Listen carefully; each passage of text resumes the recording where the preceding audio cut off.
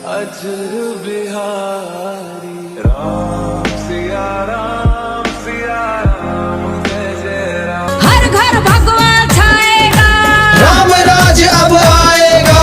हर घर भगवा छाएगा, राम राज अब आएगा।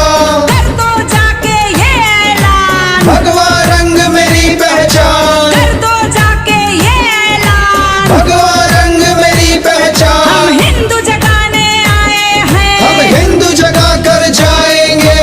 मरते दम तक अपने मुख से जय श्री राम गाएंगे।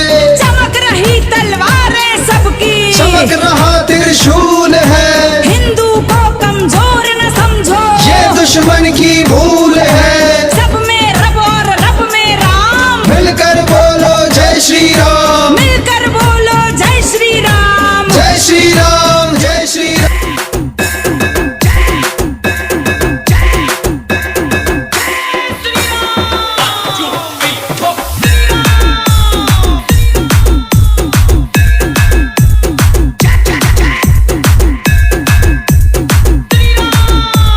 बजरंग दल इचलकरंजी